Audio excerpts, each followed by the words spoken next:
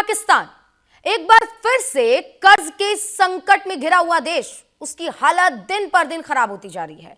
हालात तो पाकिस्तान में अब ऐसा है कि राष्ट्रीय एयरलाइन यानी कि पीआईए को नीलाम करने की नौबत आ गई है। पाकिस्तान के आर्थिक हालात अभी बिल्कुल ठीक नहीं है और यही वजह है कि वहां की सरकार सिर्फ और सिर्फ कर्ज पर पूरा देश चला रही है।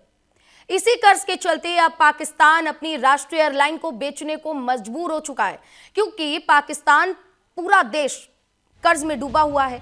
अब पाकिस्तान कर्ज में ही चल रही है। अब पाकिस्तान इंटरनेशनल एयरलाइन को बेचने की नौबत इसलिए आई है क्योंकि पाकिस्तान को अब चाहिए कर्ज, और कर्ज देने के लिए आईएमएफ ने शर्त रख दी है कि एयरलाइन को बेच डालो भैया, वरना तो हम पैसा देंगे नहीं। बिना पैसे के, बिना भीख के पाकिस्तान चलेगा नहीं। अब एयरलाइन को खरीदने के लिए बोली लगाई जा रही है और पाकिस्तान की बड़ी कंपनियां इस ऑक्शन में हिस्सा बन रही हैं। इस ऑक्शन में डेडलाइन से ठीक कुछ घंटे पहले आसिम मुनीर, आपको नाम याद होगा, सेना प्रमुख आसिम मुनीर, वो भी इन्हीं कंपनियों में शामिल था जो इस एयरलाइन को खरीदने वाला था, लेकिन कुछ घंटे पहले उसने अपना नाम वापस ले लिया। यानी कि फौजी फर्टिलाइज्ड कंपनी के नाम से एक ऐसी कंपनी रजिस्टर्ड की गई थी जो इस ऑक्शन में हिस्सा लेने वाली थी, लेकिन महज कुछ समय पहले ही नाम वापस ले लिया गया। अब इस लिस्ट में 3 बड़ी कंपनियां शामिल हैं जो एयरलाइन को लेकर बोली लगाने वाली हैं। लेकिन बोली कौन लगाएगा? ऐसे हालात पाकिस्तान के क्यों बने हुए हैं? देखिए, पाकिस्तान इस वक्त लगभग 300 अरब डॉलर से ज्यादा कर्ज में डूबा हुआ है। पूरा देश कर्जे पर चल रहा है। इधर आसिम मुनीर चुपके चुपके जाके रक्षा सौदा कर रहे हैं और सारे पैसे अपनी जेब में डाल रहे हैं। आप जरा समझ के देखिए कि आसिम मुनीर एक फौजी फर्टिलाइज कंपनी के नाम से पीआईए को खरीदने के लिए ये चीज रजिस्टर्ड होती है कंपनी, और रजिस्टर्ड होने के बाद क्या होता है, इससे ही आप अंदाजा लगा सकते हैं कि आसिम मुनीर एक एयरलाइन कंपनी को खरीदने में सक्षम है। तभी वो नाम वहां पर डाला गया, हालांकि नाम को वापस ले लिया। अब देखिए, आईएमएफ ने पीआईए बेचने की शर्त क्यों रखी है, जरा आप वो भी समझ लीजिए। ग्राफिक्स के जरिए हम आपको समझा रहे हैं। 2023 में पाकिस्तान लगभग आर्थिक दिवालियापन के हालात में था। आज भी स्थिति वैसी ही बरकरार है। विदेशी मुद्रा भंडार लगभग खत्म हो चुका था। आईएमएफ ने 7 अरब डॉलर का कर्ज देने पर सहमति अब दे दी है। आईएमएफ ने पाकिस्तान के सामने 1 नहीं, 2 नहीं, 10 भी नहीं, कुल मिला के 64 शर्तें रखी हैं। सरकार का कर्ज जिस तरीके से बढ़ता जा रहा है और खर्च कम करना, इस पर आईएमएफ ने जोर दिया। आईएमएफ कह रहा है कि सरकार खर्च को कम करे, टैक्स वसूली बढ़ाए।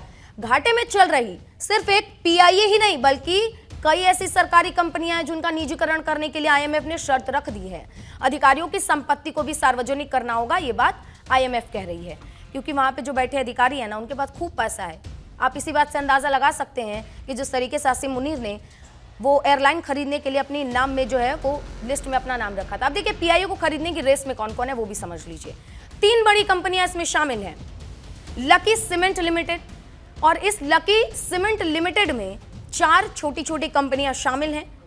आरिफ हबीब कॉरपोरेशन, इसमें भी कई छोटी छोटी कंपनियां मिली हुई हैं। कुल मिलाकर एक ब्रॉड तरीका है, और ये जो 3 कंपनियां हैं वो खरीदने वाली है। तीसरी कंपनी का नाम है एयर ब्लू प्राइवेट लिमिटेड, जो कि अकेली कंपनी है और ये अकेली ही बोली लगा रही है। बाकी बीच में जो दोनों कंपनियां जिसके बारे में हमने जिक्र किया, वो अलग अलग छोटी छोटी कंपनियों के साथ मिलकर एक बड़ी कंपनी बना रही है। अब देखिए, पूरा पाकिस्तान कर्ज में डूबा हुआ है, ये बात तो अब पूरी दुनिया जानती है। विदेशी मुद्रा संकट, आय से ज्यादा खर्च है। आय से ज्यादा खर्च, वो एक कहावत आपने सुनी होगी, आमदनी अठन्नी खर्चा रुपया, वही हाल पाकिस्तान का है। कर्ज चुकाने के लिए नया कर्ज ले रहा है पाकिस्तान, यानी कि जो कर्ज लिया है उसका ब्याज नहीं भर पा रहा है, लेकिन फिर से एक नया कर्ज। अब पीआई बेचने से, पीआईए यानी कि पाकिस्तान इंटरनेशनल जो एयरलाइन कंपनी है, उसको बेचने से पाकिस्तान को क्या फायदा होगा? एयरलाइन की साख सुधरेगी, ये अंदाजा लगाया जा रहा है कि सुधर सकती है। एविएशन सेक्टर जो है वो जीडीपी से ज्यादा योगदान करेगा, यानी कि जिस तरीके से पाकिस्तान ने लोन लिया हुआ है, ब्याज में ही जीडीपी का लगभग 13% चला जाता है। टैक्स और एयरपोर्ट चार्ज का बोझ सरकार से हटेगा। कर्मचारियों की सैलरी, पेंशन का जो खर्च है वो नया मालिक उठाएगा, और नए विमान भी खरीदे जा सकते हैं। अब ये जो कंपनी, एयरलाइन कंपनी है पाकिस्तान की राष्ट्रीय, वो एक दिन में 70 से 80 जो है वो एयरलाइन संचालन करती थी, लेकिन इसी बीच जब फायदे में रहती थी तब, लेकिन अब हालात काफी बिगड़ चुके हैं। अब इस पूरे माहौल के बाद से, यानी कि एयरलाइन कंपनी के बिकने के बाद से जनता पर क्या असर पड़ेगा वो भी समझिए। महंगाई रिकॉर्ड स्तर पर पहुंच चुकी है, ये बात हम सब जानते हैं। पेट्रोल डीजल जिस तरीके से आसमान छूते दाम है, जनता की हालत बिल्कुल पस्ता हो चुकी है। और इन्हीं सब की वजह से आईएमएफ ने अब लोन देने से पहले एक नहीं बल्कि 10 भी नहीं बल्कि 64 की 64 शर्तें रख दी हैं। अब पाकिस्तान अब ऐसी हालत में है कि वो शर्तों को इनकार नहीं कर सकता, वरना लोन नहीं मिलेगा। लोन नहीं मिलेगा तो फिर काम कैसे चलेगा भैया? देश भी तो चलाना है, और देश तो बिल्कुल ऐसे कागार पर खड़ा है कि अगर कर्ज ना मिले तो जनता जो बदहाली की मार झेल रही है, जो इस वक्त सिर्फ ये परेशान है जिस तरीके से पाकिस्तान में गृह युद्ध चल रहा है, इन सब की वजह से जनता बहुत ज्यादा त्रस्त हो चुकी है। अब इसका रास्ता आईएमएफ ने निकाला कि तमाम जो सरकारी कंपनियां हैं उनका निजीकरण कर दिया जाए, प्राइवेटाइजेशन कर दिया जाए। इस बीच प्राइवेटाइजेशन तो कर दिया जाएगा, लेकिन पाकिस्तान की हालत जो है वो दिन पर दिन बद से बदतर होती जा रही है।